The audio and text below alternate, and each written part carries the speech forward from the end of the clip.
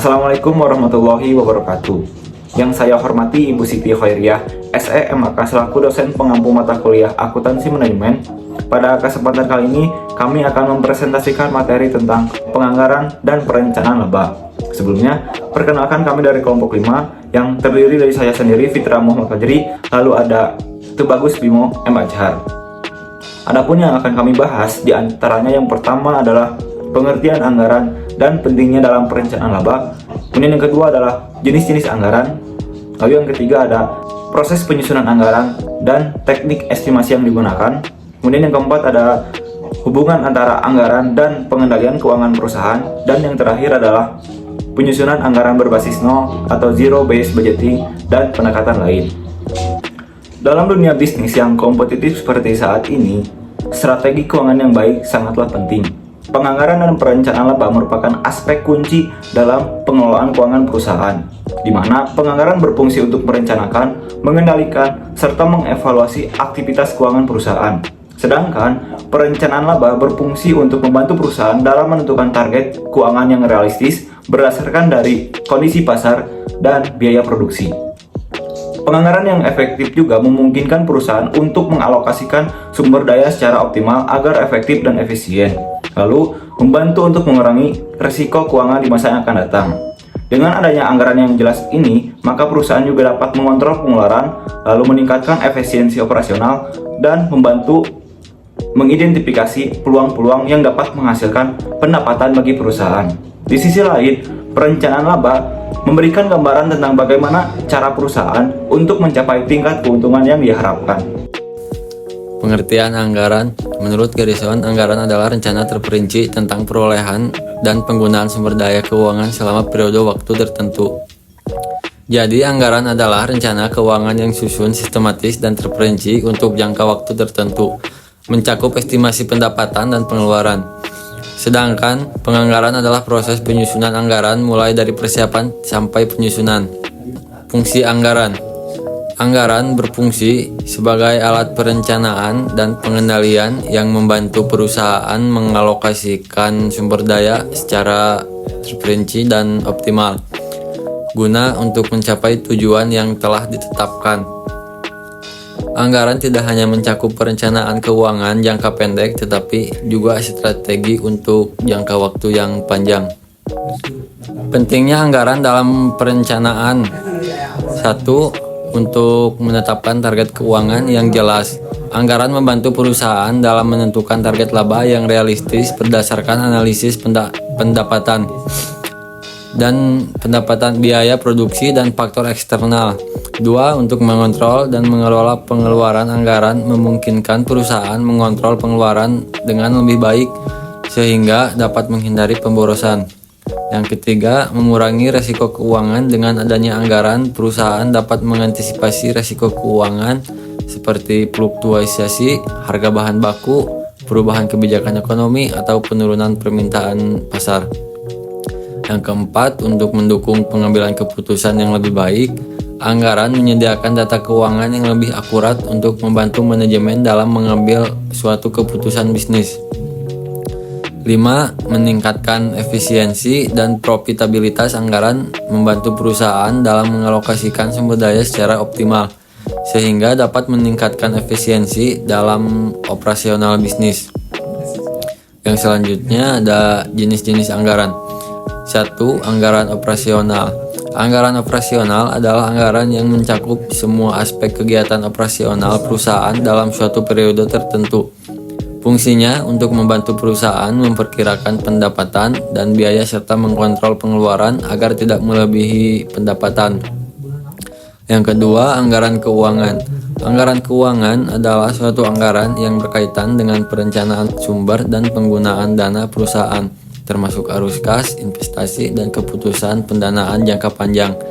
Fungsinya untuk memastikan suatu perusahaan memiliki cukup dana untuk beroperasi serta mengatur pemasukan dan pengeluaran agar tetap seimbang.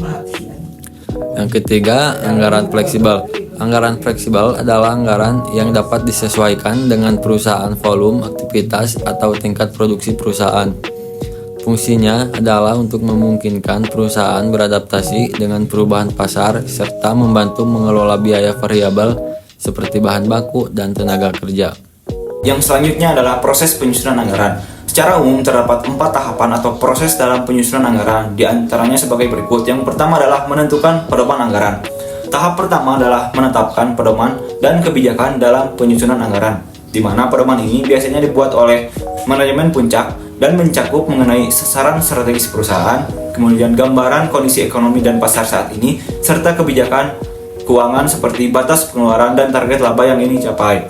Contohnya misalkan, sebuah perusahaan menetapkan pedoman anggaran bahwa target penjualan harus meningkat sebesar 10% dan biaya operasional berkurang sebesar 5%. Kemudian yang kedua adalah persiapan anggaran. Pada tahap ini, setiap departemen akan mengajukan rencana anggarannya berdasarkan dari kebutuhan operasionalnya masing-masing. Proses ini mencakup mengenai identifikasi kebutuhan sumber daya, kemudian estimasi atau perkiraan biaya yang akan diajukan, serta diskusi awal antara pihak manajemen dan pihak departemen terkait. Contohnya misalkan, Departemen Pemasaran mengajukan anggaran sebesar 500 juta untuk iklan atau kampanye digital, sedangkan Departemen Produksi mengajukan anggaran sebesar 2 miliar misalkan untuk pembelian bahan baku. Lalu yang ketiga adalah penentuan anggaran. Setelah semua proposal anggaran dikumpulkan, maka manajemen akan melakukan evaluasi dan penyesuaian, di mana pada tahap ini anggaran disusun berdasarkan dari prioritas atau kebutuhan perusahaan, kemudian dilakukan yang namanya analisis biaya manfaat, dan manajemen akan merevisi anggaran sebelum disahkan. Contohnya misalkan, kan Departemen Pemasaran mengajukan anggaran sebesar 500 juta, ternyata setelah dievaluasi oleh pihak manajemen, maka anggaran yang dapat diterima itu sebesar 400 juta misalkan. Kemudian yang terakhir adalah pelaksanaan anggaran. Setelah semua anggaran disahkan, maka setiap departemen akan menggunakan dana atau anggaran tersebut untuk menjalankan operasionalnya masing-masing, di mana pada tahap ini harus sesuai dengan rencana yang telah disetujui sebelumnya antara pihak manajemen dan departemen, mengikuti aturan pengeluaran dan pencatatan, dan yang paling penting adalah pihak manajemen harus memantau secara berkala untuk memastikan efisiensi. Contohnya misalkan, Departemen operasional ketika pembelian bahan baku harus dicatat secara detail atau serinci mungkin, yang kemudian akan dilaporkan ke pihak manajemen. Yang selanjutnya adalah teknik estimasi dalam penyusunan anggaran. Ada beberapa teknik estimasi, diantaranya yang pertama adalah metode top down, di mana manajemen akan menetapkan anggaran secara keseluruhan lalu membaginya ke setiap departemen. Metode ini cocok untuk perusahaan besar yang membutuhkan kontrol ketat dari pusat. Contoh, misalkan jika perusahaan menetapkan anggaran tahunan sebesar 10 miliar, maka manajemen akan membagikan dana tersebut ke setiap departemen, baik itu departemen pemasaran, operasional, keuangan, dan sebagainya. Kemudian yang kedua adalah metode bottom up. Metode ini kebalikan daripada metode sebelumnya, di mana setiap departemen akan menyusun anggarannya sendiri berdasarkan dari kebutuhan, kemudian digabungkan menjadi anggaran perusahaan. Metode ini memberikan fleksibilitas dan akurasi yang lebih tinggi karena mempertimbangkan dari kondisi tiap bagian perusahaan. Contohnya misalkan Departemen Pemasaran memperkirakan bahwa mereka membutuhkan anggaran sebesar 2 miliar untuk iklan atau promosi. Setelah diajukan ke manajemen, angka ini dievaluasi sebelum disetujui dalam anggaran akhir perusahaan. Kemudian yang ketiga adalah metode tren atau historis, yaitu metode berdasarkan dari data keuangan tahun-tahun sebelumnya untuk memperkirakan biaya atau anggaran di masa yang akan datang. Cocok jika kondisi bisnis atau perusahaan relatif stabil. Contohnya misalkan, jika dalam 3 tahun terakhir biaya produksi suatu perusahaan meningkat rata-rata 5% per tahun, maka anggaran tahun berikutnya atau tahun selanjutnya akan disusun dengan kenaikan yang sama, yaitu sebesar 5% karena melihat historis atau data sebelumnya naik 5%. Kemudian yang terakhir adalah metode matematis dan statistik, di mana metode ini menggunakan analisis regresi, rata-rata bergerak atau moving average atau model ekonometrik untuk memprediksi keuangan perusahaan. Cocok untuk bisnis yang membutuhkan estimasi lebih kompleks. Jadi metode ini menggunakan bantuan software dari komputer dengan menggunakan model statistik atau matematis. Yang selanjutnya adalah hubungan antara anggaran dan pengendalian keuangan perusahaan. Ada beberapa hubungan, di antaranya yang pertama adalah anggaran sebagai alat perencanaan keuangan. Dengan adanya anggaran yang disusun dengan baik, maka perusahaan dapat mengalokasikan sumber daya secara efisien dan menghindari pemborosan. Anggaran juga memungkinkan perusahaan untuk mengantisipasi risiko keuangan yang mungkin terjadi di masa yang akan datang. Contohnya misalkan, suatu perusahaan menetapkan anggaran produksi sebesar 5 miliar untuk 1 tahun. Jika ada kenaikan harga bahan baku, maka perusahaan dapat segera menyesuaikan strategi produksinya untuk tetap sesuai dengan anggaran yang telah direncanakan. Poin yang kedua adalah anggaran sebagai standar untuk pengendalian keuangan. Setelah anggaran ditetapkan, perusahaan dapat membandingkan realisasi keuangan dengan anggaran yang telah disusun. Jika terjadi penyimpangan atau perbedaan antara anggaran dan realisasi, maka perusahaan dapat melakukan tindakan korektif agar keuangan tetap terkendali, di mana pengendalian ini membantu manajemen dalam mengawasi dan mengendalikan pengeluaran sehingga tidak melebihi kapasitas keuangan yang ada di perusahaan. Kemudian yang ketiga adalah anggaran membantu evaluasi kinerja keuangan. Anggaran juga berfungsi sebagai tolak ukur kinerja keuangan perusahaan. Dengan membandingkan hasil aktual dengan anggaran, manajemen dapat mengevaluasi efektivitas strategi bisnis yang telah diterapkan. Jika target anggaran tidak tercapai, maka perusahaan dapat mengidentifikasi penyebabnya dan merancang strategi baru misalkan untuk memperbaiki kinerja keuangan mereka. Contohnya misalkan, jika perusahaan menetapkan target laba sebesar 10 miliar, tetapi realisasinya hanya 8 miliar misalkan, maka manajemen dapat mengevaluasi penyebab penurunan laba tersebut dan mencari solusi untuk meningkatkan profitabilitas di masa yang akan datang. Yang keempat adalah anggaran membantu dalam pengambilan keputusan keuangan. Dengan adanya anggaran, maka perusahaan juga memiliki data keuangan yang jelas untuk mendukung pengambilan keputusan seperti investasi dan ekspansi. Anggaran juga memberikan gambaran tentang kondisi keuangan perusahaan sehingga keputusan yang diambil oleh manajemen akan lebih rasional dan berdasarkan fakta atau data keuangan. Kemudian yang kelima adalah anggaran membantu mengurangi risiko keuangan. Dengan adanya pengendalian anggaran, perusahaan dapat mencegah kebocoran keuangan dan mengurangi kemungkinan mengalami kesulitan keuangan. Anggaran juga membantu perusahaan dalam merencanakan dana cadangan untuk menghadapi situasi atau kondisi darurat atau ketidakpastian ekonomi di masa yang akan datang.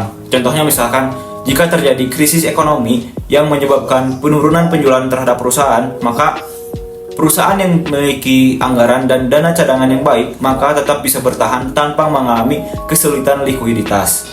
Yang selanjutnya adalah penyusunan anggaran berbasis nol atau zero based budgeting dan pendekatan lain. Zero based budgeting atau ZBB adalah metode penyusunan anggaran di mana setiap periode anggaran ini dimulai dari nol tanpa mempertimbangkan atau memperhatikan anggaran sebelumnya. Jadi setiap unit atau departemen harus menyusun anggarannya dari awal lagi dengan mendasarkan pada kebutuhan aktual dan manfaatnya bagi perusahaan. ZBB ini biasanya digunakan oleh perintis usaha di awal periode, kemudian penyelenggara event atau instansi pemerintahan.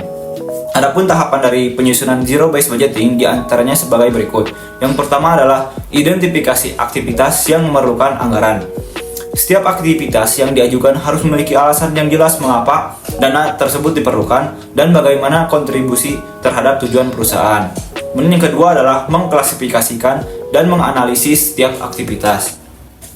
Manajer harus mengevaluasi apakah aktivitas tersebut penting, bisa dikurangi atau bahkan bisa dihilangkan. Kemudian yang ketiga adalah mengestimasi biaya untuk setiap aktivitas.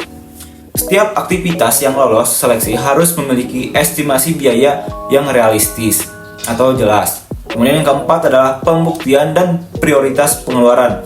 Setiap pengajuan harus memiliki atau disertai dengan pembuktian yang kuat untuk memastikan bahwa pengeluaran ini benar-benar diperlukan. Lalu yang kelima adalah evaluasi dan penyusunan anggaran.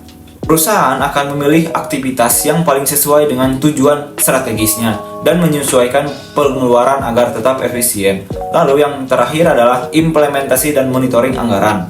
Setelah anggaran disetujui, maka perusahaan mulai menerapkan rencana anggaran dan akan digunakan dalam operasionalnya sehari-hari. Selain zero based budgeting, terdapat beberapa pendekatan lain yang sering digunakan dalam penyusunan anggaran. Di antaranya yang pertama adalah anggaran berbasis historis. Pendekatan ini biasanya menggunakan anggaran tahun sebelumnya sebagai dasar, kemudian ditambah atau dikurangi sesuai dengan kebutuhan perusahaan. Contohnya misalkan, jika anggaran operasional tahun lalu adalah 5 miliar dan diperkirakan adanya inflasi sebesar 5%, maka anggaran juga bisa dinaikkan menjadi 5,25 miliar. Kemudian yang kedua adalah anggaran berbasis kinerja.